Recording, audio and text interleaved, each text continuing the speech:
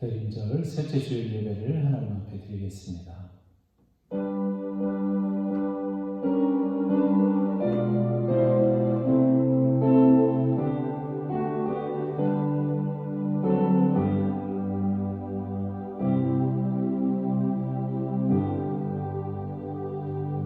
할렐루야. 새 노래로 여호와께 노래하며 성도의 회중에서 찬양할지어다. 아멘.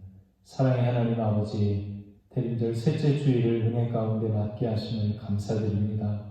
예수님께서 이 땅에 오실 때 이스라엘이 어둠에 잠겨 있던 것처럼 지금 우리가 살아가는 이 세상도 어둠에 잠겨 있나이다. 이 시간 우리의 예배를 통해 다시 한번 우리의 눈을 들어 하나님을 바라보게 하시고 하나님의 영광스러운 그 빛을 통하여 능히 이 세상을 이 어둠 가운데서 빛된 삶으로 오늘 다시 한번 일어나 걷게 되는 복된 이 예배 시간이 될 수 있도록 역사하여 주옵소서. 이 시간 가정에서 또 교회에서 함께 드리는 이 예배 가운데 임재하여 주시고 홀로 영광 받아 주시옵소서. 모든 말씀을 예수님의 이름으로 기원하옵나이다. 아멘. 다 같이 나는 예배자입니다. 찬양하겠습니다.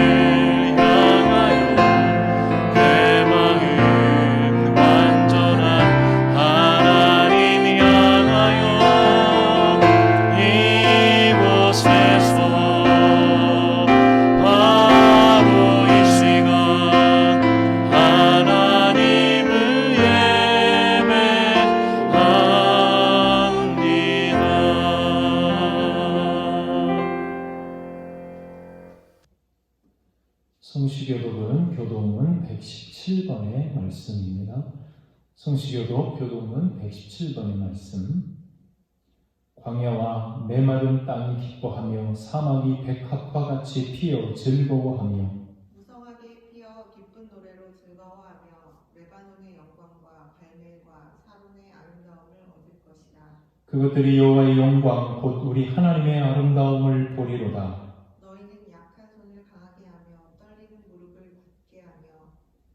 겁내는 자들에게 이르기를 굳세어라. 두려워하지 말라. 보라 너희 하나님이 오사 보복하시며 갚아주실 것이라. 하나님이 오사 너희를 구하시리라 하라. 그때 맹인의 눈이 밝을 것이며 못 듣는 사람의 귀가 열릴 것이며 그때에 저는 자는 사슴같이 뛸 것이며 말 못하는 자의 혀는 노래하리니 이는 광야에서 물이 솟겠고 사막에서 시내가 흐를 것이니라. 뜨거운 사막이 변하여 못이 될 것이며 메마른 땅이 변하여 원천이 될 것이며 승량에 높던 곳에 풀과 갈대와 구들이 날 것이며 거기에 대로가 있어 깨끗하지 못한 자는 지나가지 못하겠고 오직 구속함을 입은 자들을 위하여 있게 될 것이라. 아멘.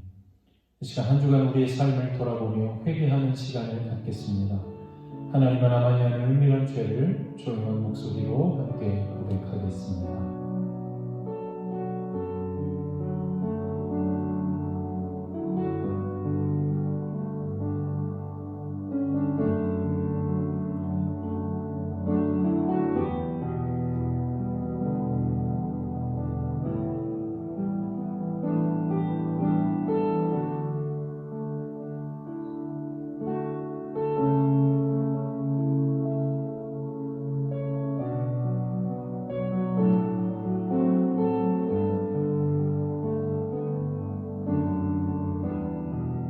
이 시간 회개하는 자들에게 주시는 하나님의 말씀입니다.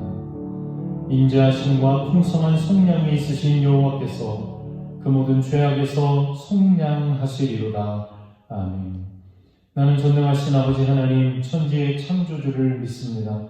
나는 그의 유일하신 아들 우리 주 예수 그리스도를 믿습니다. 그는 성령으로 잉태되어 동정녀 마리아에게서 나시고 본디오 빌라도에게 고난을 받아 십자가에 못 박혀 죽으시고 장사된 지 사흘 만에 죽은 자 가운데서 다시 살아나셨으며 하늘에 오르시어 전능하신 아버지 하나님 우편에 앉아 계시다가 거기로부터 살아있는 자와 죽은 자를 심판하러 오십니다. 나는 성령을 믿으며 거룩한 공교회와 성도의 교제와 죄를 용서받는 것과 몸의 부활과 영생을 믿습니다. 아멘. 다 함께 찬송가 112장 함께 찬양하겠습니다.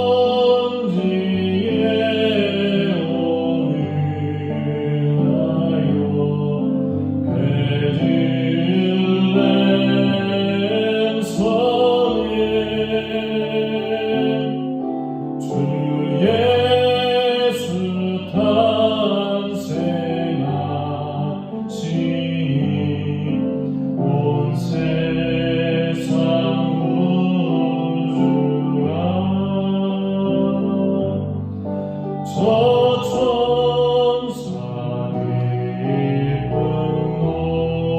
노래를 또다시 부르니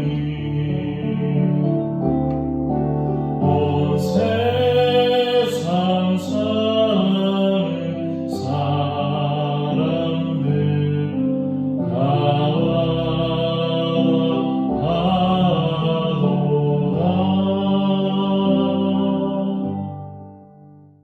함께 기도하겠습니다. 우리의 구원자 되시는 하나님 아버지, 끝이 보이지 않는 긴 터널을 지나는 듯한 지금 우리는 예수님을 기다립니다. 코로나로 긴 시간을 어려운 가운데 잘 참고 여기까지 왔다고 생각했는데 다시 이 땅에 코로나로 인한 큰 고통이 음습하고 있나이다. 주여, 우리를 이 고통에서 구원하여 주옵소서. 대림절을 보내면서 성탄에 대한 기대와 소망보다는 코로나로 인한 큰 어두움에 사로잡혀 신음하고 있는 이 땅을 긍휼히 여기시고 불쌍히 여겨 주옵소서. 이 고통 가운데서 우리를 건지시고 주님의 뜻을 깨달아 알게 하옵소서. 우리 힘으로 어찌할 수 없는 시간들을 통해 인간의 유한함을 깨닫게 하시고 오직 하나님의 주권을 인정하며 살아갈 수 있게 하여 주옵소서. 코로나로 인해서 많은 이들이 고통받고 있나이다. 주여, 속히 환우들을 치료하시고 애쓰고 수고하고 있는 의료진들에게 다시 한번 힘을 주옵소서. 국민들 모두가 한 마음으로 지금의 어려움을 함께 딛고 이겨나갈 수 있게 하여 주옵소서. 한국교회를 사랑하시는 하나님, 여러 형편을 따라 예배드리고 있는 교회들을 지켜주시고 성도들의 믿음이 연약하여지지 않게 붙들어 주옵소서. 어려운 상황 가운데도 교회가 세상의 빛과 소금이 되게 하시고 오직 하나님의 영광을 드러내게 하여 주옵소서. 이 시간 예배드리는 모산교회 성도들의 예배를 기쁘게 흥양하시고 이 한 주도 오직 하나님으로 인해 승리케 하옵소서. 모산교회에 속한 성도들과 주신 기업을 지켜주시고 어려운 가운데도 늘 감사와 기쁨으로 살아가게 하옵소서. 성탄절이 다가오고 있습니다. 아기 예수의 탄생을 함께 기뻐하면서 교회에서 함께 예배드릴 수 있는 날이 속히 오게 하옵소서. 비록 몸은 멀리 떨어져 있으나 마음은 늘 서로를 사랑하며 위에서 기도하기를 쉬지 않게 하옵소서. 이 모든 말씀 예수님의 이름으로 기도드립니다. 아멘.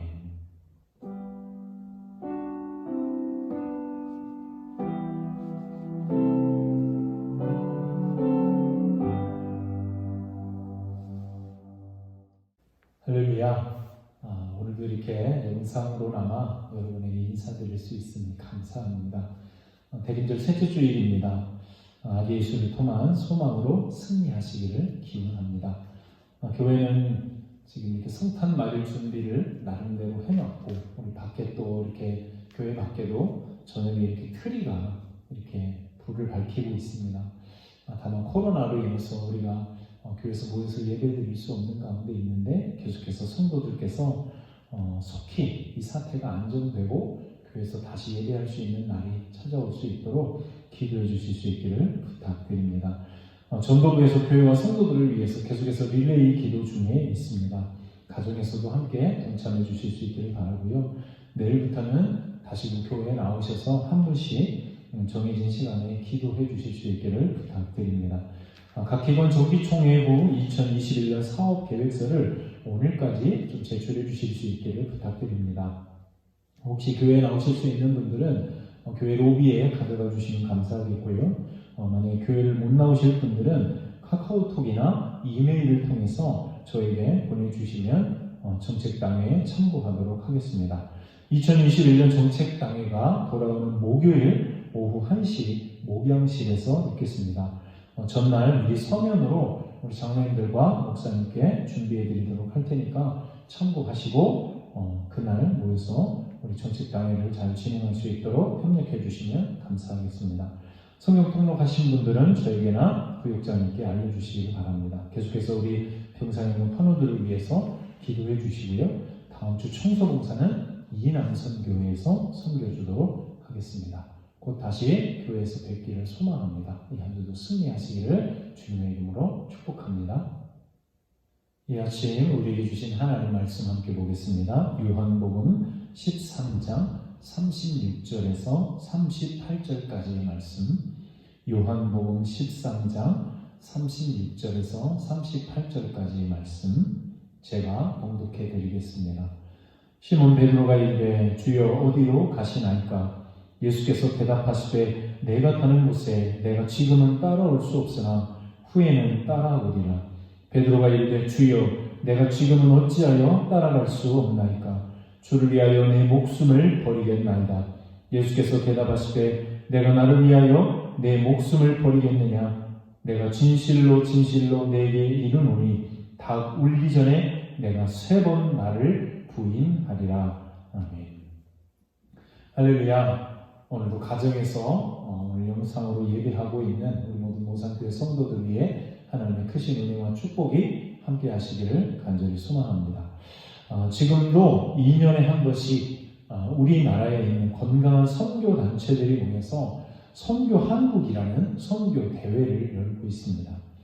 약 한 3,000에서 4,000명 되는 청년들 그리고 장년들이 함께 모여 약 5박 6일에 걸쳐서 선교에 관하여 함께 말씀을 듣고 선교사로서 이렇게 결단하는 모임으로 이제 아시아에서는 가장 중요한 선교 대회로 인정받고 있는 모임이기도 합니다. 청년 시절에 함께 섬기던 교회에서 우리 성도들과 이 모임에 참석했던 적이 있었습니다.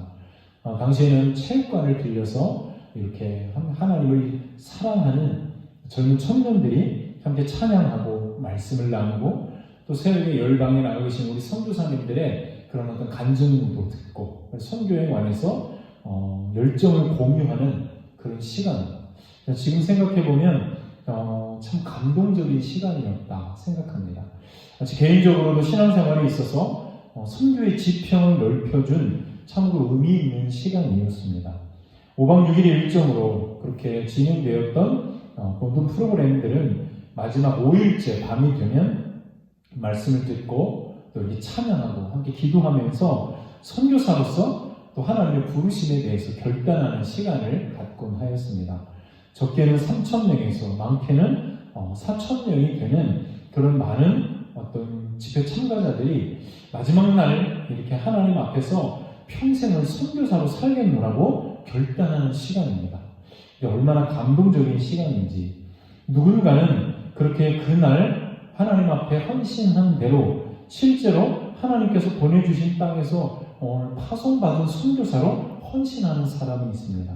그리고 또 어떤 이들은 그날 밤에 헌신한 대로 또 보내는 선교사들로 재정과 후원을 담당하겠노라고 그렇게 하나님 앞에 헌신함으로 살아가는 사람들이 있었습니다.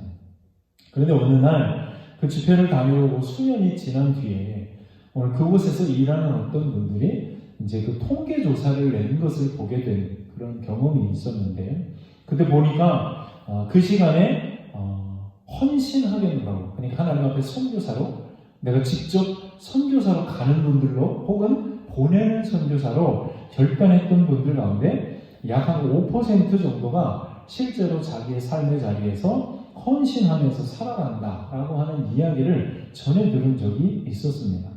4,000명이라면 약 한 200명 정도가 3,000명이라면 150명 정도가 우리가 그날 밤에 결단한 대로 살아가고 있었다는 거예요. 처음 그런 통계를 접하게 되었을 때 내심 적지 않게 충격을 받았습니다. 제가 생각할 때 적어도 절반 정도는 그렇게 헌신하며 살아가고 있지는 않을까 생각했는데 실제 오늘 통계가 그렇게 많지 않다는 것을 알게 되었을 때 많이 놀라지 않을 수가 없었어요. 그런데 나이가 들면서 함께 신앙생활을 했고 또 그 선교 한국을 다녀왔던 많은 주변에 있는 사람들의 삶을 이렇게 바라보면서 그 통계가 유의미하다라고 하는 것을 깨닫게 되기도 하였습니다. 그런데 참 신기하게도 지금도 5%의 기적은 여전히 일어나고 있더라는 거예요. 사실 95%는 삶의 자리에서 바쁜 결혼 생활 그리고 직장 생활 또 이런 삶들을 통해서 당시에 결단했던 것들을 다 잃어버리고 살아가고도 있지만 어찌 보면 그래서 그들의 삶에 이제는 선교라고 하는 단어가 더 이상 감동이 되지 않는 듯한 단어가 되어버린 듯 보여지기도 하지만 그러나 분명한 한 가지 사실은 여전히 5%를 통해서 하나님은 당신의 선교를 아름답게 이루어가고 계셨다는 사실입니다. 지금도 우리나라는 전 세계에서 미국 다음으로 많은 선교사를 파송하고 있는 나라, 그리고 이제는 거의 모든 나라에 선교사를 보내고 있는 나라로 하나님 앞에 쓰임받고 있습니다. 사실 그곳에서 그 시간에 결단했던 사람 가운데 한 사람이 바로 저입니다. 돌이켜보면 저도 사실 95% 안에 들어갈 수 있는 사람이 아니었을까 생각할 때가 있습니다. 제 우유부단한 성격, 그리고 결단력이 부족한 저의 모습들을 생각해 볼 때 저도 어찌 보면 하나님 은혜가 아니었더라면 95% 안에 들어갈 수 있는 사람이 아니었을까라고 하는 것을 많이 느끼게 되더라는 거예요.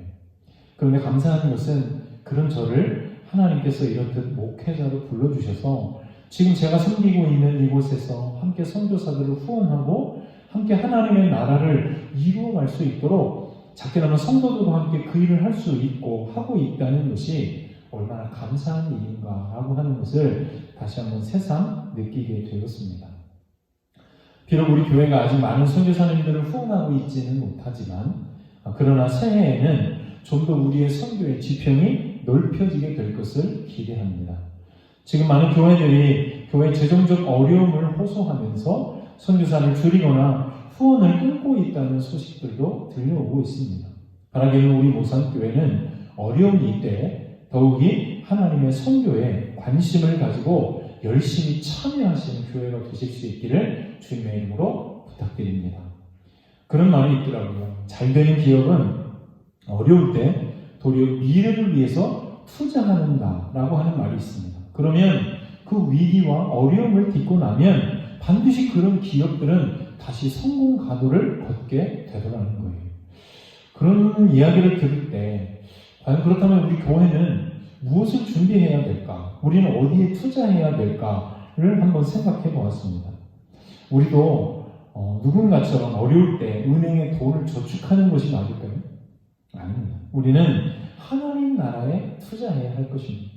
선교와 구제, 오늘 하나님의 선교 사업에 우리의 모든 것을 헌신해 드리는 것입니다. 분명히 이런 아름다운 결단을 통해서 하나님께서는 놀라운 일을 행하여 주실 줄을 믿습니다. 어쩌면 우리 교회 내부를 향한 일보다도 새해에는 외부를 향한 그래서 선교와 구제 그리고 작은 교회들을 섬기는 일을 해나갈 때 오늘 하나님께서 저희 교회 위에 더 놀라운 은혜와 축복을 부어주실 줄을 믿습니다. 오늘 대림절 셋째 주일을 맞아서 함께 이 일을 이루어 가시기로 결단하시는 저 여러분 모두의 삶 되시기를 주님의 이름으로 축복합니다. 우리가 흔히 어떤 결단에 관한 이야기를 들을 때 작심삼일이라는 말을 할 때가 많이 있습니다. 결심이 사흘을 지나지 못한다는 말인데요. 그런데 본래 작심삼일이라는 말은 그런 의미에서 나온 말이 아니랍니다. 인터넷을 찾아보니 이 작심삼일이라는 말의 본래 의미는 다른 뜻을 가지고 있었습니다. 작심이라는 말을 처음 쓴 사람은 맹자였다고 그래요. 문자 그대로 작심이란 마음을 다잡는다는 말입니다. 작심삼일이라는 말이 그런데 어떻게 나오게 되었는가?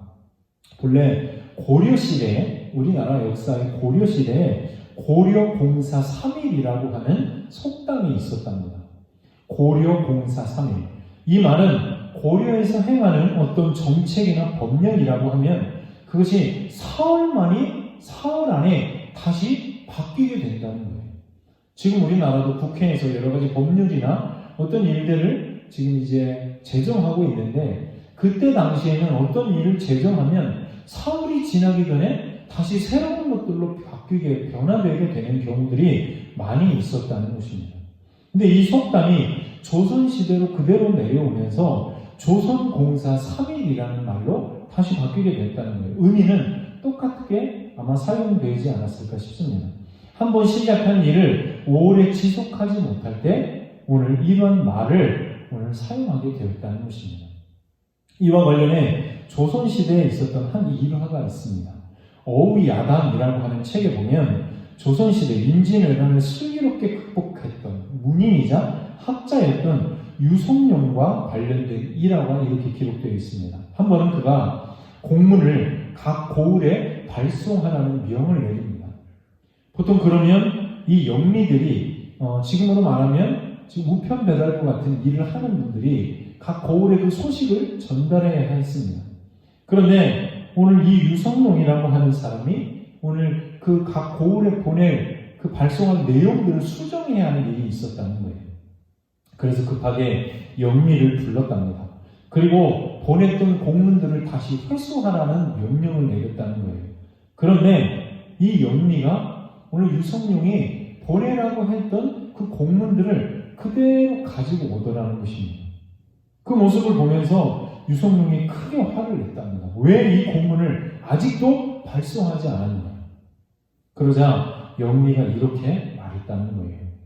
오늘 속담에 조선공사 3일이라는 말이 있습니다. 아까 말씀드린 대로 오늘 3일이 되지 못해서 또 내용이 이렇게 바뀌게 되는 일들을 그때 당시에 많은 사람들이 기억하고 있었다는 거예요. 이 영리가 어차피 사흘 후에 다시 고칠 것인데 미리 발송한 일이 무엇이 있겠습니까? 라고 하는 이야기를 유성룡에게 건넸다는 거예요. 오늘 이 유몽인이라고 하는 사람이 남긴 이 글에 오늘 이 유성룡의 어떤 그런 실수담을 오늘 이렇게 기록한 일은 무엇인가 하면 무턱대고 떠오르는 대로 어떤 일을 행하기보다 사흘 동안 신중하게 생각하라고 결정해야 한다. 오늘 어떤 일, 내가 마음으로 생각하는 어떤 일을 그 당시 있는 그대로 떠오르는 대로 행하지 말고 사흘 동안 신중하게 생각하고 결정해라. 그래서 나온 말이 바로 작심삼일이었다는 거예요. 어떤 결정을 내림에 있어서 3일 동안 그 일에 대해서 숙고한 다음에 결정을 내려도 늦지 않는다는 말입니다. 그런데 지금 우리 사회에서 작심삼일은 조금 다른 의미로 사용되고 있습니다. 본래 취지를 잘 생각해 본다면 우리가 어떤 일에 대해서 결단할 때 저와 여러분이 앞으로 작심삼일 하실 수 있게 되시길 바랍니다. 신중하게 사흘 이상을 고민해 본 뒤에 결정해도 늦지 않기 때문입니다. 올해가 이렇게 다 지나가는 걸 보면서 여러분은 늘 날마다 여러분이 결단한 일에 대해서 잘 지켜오고 계십니까? 한번 이 시간을 통해서 돌아보실 수 있기를 바라요. 지난주 함께 읽은 요한복음 13장 33절에 보면 예수님께서 이렇게 말씀하셨습니다. 너희는 내가 가는 곳에 올 수 없다고 말한 것과 같이 지금 너희에게도 이르노라. 예수님께서는 자신이 가는 곳에 제자들이 올 수 없다고 말씀하셨습니다. 이제 예수님께서 왜 이 말씀을 하셨는가 하면 이제 예수님께서 가는 곳이 있기 때문이에요. 먼저는 이제 예수님께서 십자가의 길을 걸어가셔야 했습니다. 이제 하루 앞으로 다가온 이 십자가를 지실 사건을 염두에 두시고 제자들에게 이 말씀을 건네신 것입니다. 십자가의 길이란 오직 예수님만 가실 수 있고 당시에는 예수님만이 가셔야만 했던 길이었습니다. 그리고 예수님께서는 십자가를 지나 부활하시고 이제 하나님 나라에 다시 올라가셔야 하는 그런 일을 앞에 두고 있기 때문에 지금 이와 같은 말씀을 하신 것입니다. 그러니 당장 제자들은 따라올 수 없는 길이요 저들로서는 이해할 수 없는 일이기도 하였습니다. 예수님께서 이제 자신들을 남겨두고 어디론가 떠나실 듯한 모습으로 말씀하시는 그 예수님을 향하여 베드로가 오늘 본문을 통해서 이렇게 묻고 있는 것입니다. 주여 어디로 가시나이까? 여러분 이 말이 유명한 영화의 대사로도 우리는 기억하고 있는 말이기도 합니다. 이 말을 라틴어로 바꿔보면 Quo vadis Domine, 우리말로 주여 어디로 가시나이까? 베드로는 당장 예수님께서 어디로 가실까 지금 궁금하고 한편으로 두려운 마음이 있습니다. 왜 갑자기 자신들을 떠나려 하시는지 이해도 되지 않았기 때문이에요. 그러자 예수님께서 이렇게 말씀하십니다. 내가 가는 곳에 내가 지금은 따라올 수 없으나 후에는 따라오리라. 오늘 이 대화를 나누고 있는 예수님과 베드로의 모습을 한번 우리가 상상해 보실 수 있기를 바라요. 예수님은 너무나도 초연하게 지금 그 한 말씀 한 말씀을 전하고 계신 반면에 베드로는 지금 급한 그 성격을 드러내면서 예수님께 계속해서 따지듯 묻고 있는 것입니다. 베드로가 다음에 예수님께 묻는 질문을 오늘 말씀하고 있는 내용을 한번 같이 살펴보겠습니다. 주여, 내가 지금은 어찌하여 따라갈 수 없나이까? 주를 위하여 내 목숨을 버리겠나이까? 베드로가 예수님께 지금 묻고 있어요. 베드로는 한편 왜 지금은 안 되고 후에는 된다고 말씀하시는지 이해할 수가 없어서 지금 예수님께 따지듯 묻고 있는 것입니다. 가끔 이 베드로의 모습을 볼 때 저희 집에 있는 아이들 모습이 생각이 났습니다. 아니 아빠, 왜 지금은 안 되고 나중에는 된다는 거예요? 사실 그런 질문들, 어떤 물음들은 대체로 아무리 지금 이 상황에서 설명을 해줘도 이해가 되지 않는 일이 있기 때문이었습니다. 예수님의 모습을 보면서 문득 저와 아이들 사이에 일어나는 이 같은 일들이 떠오르게 됐어요. 지금 아무리 베드로에게 예수님께서 설명을 해본들 베드로가 그 예수님의 말을 이해할 수가 없었기 때문이었을 것입니다. 사랑하는 제자가 당신을 따라가겠다고 말하고 있지만 정작 그것이 무엇인지 전혀 앞에 있는 일을 추측할 수 아니 상상할 수 없는 것이 바로 베드로였다는 것입니다. 심지어 베드로는 그런 예수님을 향해 다시 이렇게 말합니다. 주를 위하여 내 목숨을 버리겠나이다. 오늘 이와 같은 말을 하고 있는 이 베드로, 오늘 사실 이 본문과 평행 본문인 누가복음에 보면 베드로가 이렇게 고백하는 모습도 볼 수 있어요. 내가 주와 함께 오게도 죽는 데에도 가기를 각오하였나이다. 여러분, 베드로의 이 고백이 여러분에게는 어떻게 들려지고 있습니까? 무모한 고백처럼 보여집니까? 하지만 지금 이 순간만큼 베드로는 예수님께 대하여 진심이었습니다. 조금 성급하고 허풍이 심한 듯 보이지만 지금 베드로는 예수님 앞에서 솔직한 자신의 심정을 있는 그대로 고백하고 있는 것입니다. 지금 이 순간만큼 베드로는 예수님을 향하여 감히 자신의 생명까지도 내놓을 수 있다는 아니 그런 각오를 예수님께 보이고 있는 거예요. 이 고백을 보면서 그런 생각이 들었어요. 나는 과연 예수님 앞에 한 번이라도 이런 고백을 해본 적이 있었을까? 여러분은 예수님 앞에 베드로 같은 고백을 해보신 적이 있으셨습니까? 비록 그것을 이루어 드리지 못했다 할지라도 베드로와 같은 그런 고백을 예수님 앞에 드려보신 적이 있었느냐는 것입니다. 저는 이 고백만으로도 오늘 베드로는 대단한 일을 했다고 생각됩니다. 이런 고백은 오직 예수님께서 자신의 구주라는 사실을 인정할 때만 가능한 일이 되기 때문이에요. 성급해 보이고 허무맹랑한 결심처럼 보이지만 그러나 지금 베드로의 말에는 전혀 거짓이 없는 순수한 그의 고백이 되었다는 것입니다. 베드로는 마음이 급해요. 예수님께서 지금 당장 자신을 버리고 어디론가 떠나시지는 않을까 두렵기 때문입니다. 그런데 예수님께서는 그런 베드로의 고백을 들으시고 이렇게 말씀하셨어요. 내가 나를 위하여 목숨을 버리겠느냐? 내가 진실로 진실로 내게 이르노니 닭 울기 전에 내가 3번 나를 부인하리라. 어쩌면 예수님의 이 말씀은 베드로의 멋진 결단과는 잘 어울리는 말이 아닙니다. 예수님을 위하여 목숨까지도 버리겠노라고 지금 각오를 밝히고 있는 제자에게 도리어 예수님께서는 다 울기 전에 내가 3번 나를 부인할 것이다 라고 말씀하시기 때문이에요. 제자의 뜨거운 결단에 예수님께서 찬물을 끼얹듯 보여집니다.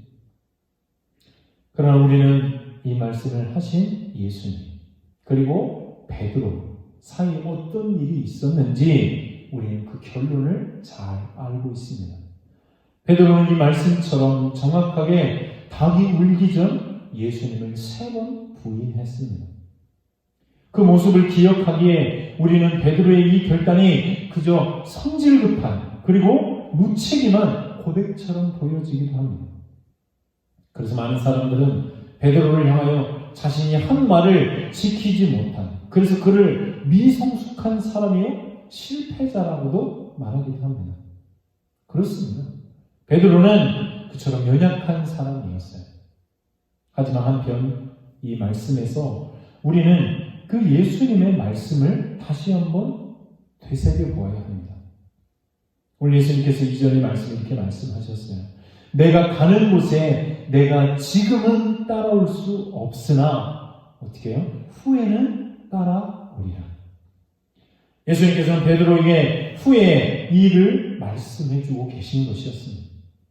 이 말씀은 베드로가 고백하는 그 고백이 그 당시에 진정성이 있었다는 것을 예수님께서도 인정해 주신 것이요. 언젠가는 내가 나와 같은 그 길을 걷게 될 것을 오늘 예언적으로 선언해 주신 말씀이기도 하신 것입니다. 베드로는 당시에 성급하고 분명 아직은 미성숙한 그런 사람이었음이 틀림없습니다. 하지만 그런 베드로가 후에는 예수님처럼 그 길을 걸어냈다는 것을 생각해 보십시오. 여러분이 얼마나 놀라운 변화입니까? 베드로는 마지막 순교의 현장에서 이같이 고백했다고 합니다. 내가 어찌 예수님과 같이 십자가에 못 박힐 수 있겠습니까? 나와 같은 죄인이 어찌 예수님과 같이 십자가에 달릴 수 있겠냐는 거예요. 그러니 나를 십자가에 거꾸로 매달아 주십시오. 그렇게 베드로는 순교자의 길을 걸어갔습니다. 참으로 놀랍지 않습니까? 그렇게 성질 급하고 무모해 보였던 베드로, 예수님을 3번씩이나 부인했던 베드로, 그런데 그런 그가 어떻게 이런 순교자의 삶을 살아갈 수 있었냐는 거예요. 그가 그날 한 결단 때문입니까? 아니, 그 사건은 베드로의 결단이 만드는 일이 아닙니다. 그가 만약 끝까지 자신의 힘으로 예수님을 따라가겠다고 했다면 그는 또 실패하고 말았을 거예요. 하지만 베드로는 마침내 예수님의 말씀처럼 예수님의 뒤를 따라가게 되었습니다. 어떻게 그 일이 가능했습니까? 그것은 오직 베드로 위에 이 예수의 영이 부어졌기 때문이에요. 비로소 그가 어느 순간 예수님을 살아있는 말씀으로 만났기 때문이었습니다. 지금은 따라올 수 없으나 후에는 따라오리라. 그때는 이해할 수 없었지만 순교의 순간 베드로는 예수님의 그 말씀이 살아 역사하시는, 살아 움직이는 말씀이요, 자신을 기꺼이 십자가로 이끌 만한 능력이 되는 예수님으로 오늘 직접 경험하게 되었다는 것입니다. 우리는 내 의지와 결단으로 살아가고 있는 것처럼 보여집니다. 우리의 모든 것은 그러나 결국 하나님의 은혜로 말미암고 있다는 것을 잊지 말아야 될 줄 믿습니다. 베드로의 결단은 지금 우리가 보기에 성급한 결단처럼 보이기도 합니다. 그러나 예수님께서는 그런 베드로의 심중에 있는 당신을 향한 사랑과 진심을 기억하셨던 거예요. 우리는 완전하지 않습니다. 그래서 완전하신 하나님이 필요한 것입니다. 우리가 진심으로 하나님을 향하여 살고자 한다면 하나님은 부족한 우리의 결단과 헌신에도 불구하고 우리를 기쁘게 받아주실 것을 믿습니다. 그리고 우리를 통해 놀라운 믿음의 역사를 이루어 주실 것입니다. 사도 바울은 자신의 모습을 보며 이렇게 고백합니다. 나의 나된 것은 오직 주의 은혜였습니다. 베드로는 연약했지만 그를 붙잡아 주신 하나님은 강하셨습니다. 우리도 연약하지만 우리 하나님이 바로 베드로를 붙잡아 주신 하나님이심을 믿습니다. 우리의 연약함에도 불구하고 그 하나님께서 우리를 붙들어 주실 때 우리의 부족한 고백과 헌신에도 불구하고 하나님은 우리를 베드로와 같이 오늘 놀랍게 사용해 주실 줄을 믿습니다. 대림절 셋째 주일을 맞았습니다. 우리와 함께 하시기 위해 연약한 우리를 붙들어 주시기 위해 예수님께서 친히 이 땅에 오셨습니다. 바라기는 이 한 주를 살아가시면서 여러분도 베드로와 같이 서툴지만 오늘 하나님을 향해, 오늘 예수님을 향해 아름다운 믿음의 고백을 드리실 수 있기를 주님의 이름으로 축원합니다.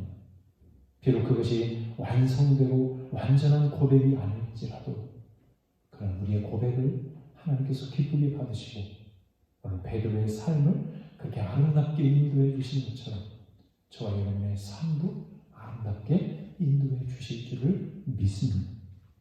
이 한 주를 오늘 그런 고백으로 아름다운 믿음으로 살아내셔서 하나님의 기쁨 되시고 승리하시는 저와 여러분 모두의 삶 되시기를 주님의 이름으로 축원합니다. 기도하겠습니다. 사랑과 은혜가 풍성하신 하나님 아버지, 은혜와 사랑을 감사드립니다. 오늘 말씀을 통해 베드로는 어쩌면 너무나도 성질 급한 마음으로 그냥 예수님을 향해서 아무런 말을 내뱉는 것처럼 보여지고 있지만 그러나 그의 속마음만은 예수님을 향하여 진심 어린 고백을 드렸다는 것을 오늘 우리가 말씀을 통해 다시 한번 바라보게 됩니다. 지금 과연 나는 내 평생에서 예수님과 같은, 아니 베드로와 같은 그런 고백을 예수님께 드린 적이 있었을까? 비록 우리의 서투른 그런 고백이지만 오늘 베드로와 같이 우리가 예수님 앞에, 하나님 앞에 그 사랑을 고백할 때 우리의 결단이 아니라 하나님의 은혜가 우리를 언젠가 베드로와 같은 아름다운 신앙의 모습으로 우리를 성숙시켜 갈 수 있음을 믿음으로 바라보면서 오늘 한 주도 서툴지만 그런 믿음의 걸음을 함께 걸어낼 줄 아는 우리 모산교회 모든 성도들 되게 하여 주시옵소서. 대림절 셋째 주일을 맞아 예수님께서 이 땅에 오시는 그런 연약하고 오늘 서투른 우리의 삶을 붙잡아 주시고 인도해 주시기 위함이었음을 기억하고 이 한 주도 예수님께서 이 땅에 오심을 기대하면서 우리가 다시 한번 믿음으로 지금의 어려운 상황들을 능히 극복해 갈 수 있는 우리 모산교회 모든 성도들 되게 하여 주시옵소서. 특별히 이 한 주도 이 나라와 이 민족을 긍휼히 여겨주시고 불쌍히 여겨주셔서 코로나 확진자가 무섭게 늘어가고 있는 이때에 우리의 힘으로 어찌할 수 없사오니 하나님께서 친히 오셔서 좌정하여 주시고 하나님의 선하심으로 인도하심으로 보호하심으로 함께하여 주셔서 어서 속히 그 모든 것들이 잠잠하여지게 하시고 이제 성탄절이 다가오고 있는데 다시 교회에서 모든 성도들이 모여 예배할 수 있는 날을 우리에게 허락하여 주시옵소서. 그래서 다음 주에는 우리 성도들 교회에 모여서 함께 하나님을 예배하는 오늘 복된 시간을 맞게 역사하여 주옵소서. 이 한 주도 각자의 삶의 자리에서 하나님을 바라보며 승리하며 살아가는 우리 모두의 삶 되기를 간절히 소망하고 모든 말씀을 예수님의 이름으로 기도드립니다. 아멘. 찬송가 436장 함께 찬양하겠습니다.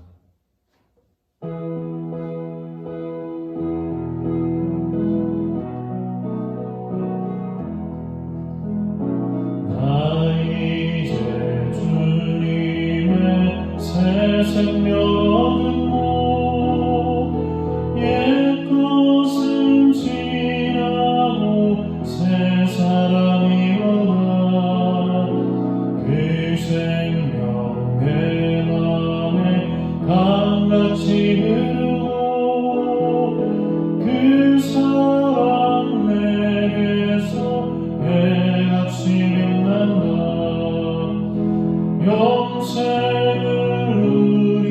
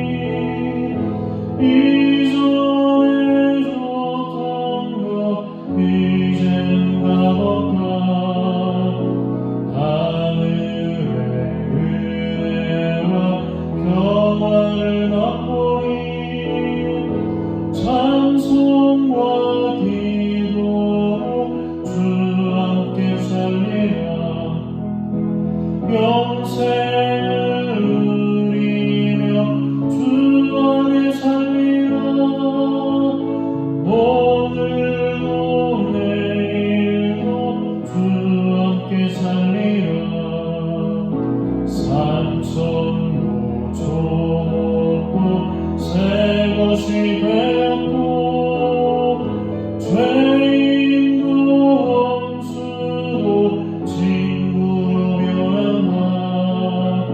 새 생명 얻은 자 영생을 누리니 주님을 모신 바 새 하늘이로다.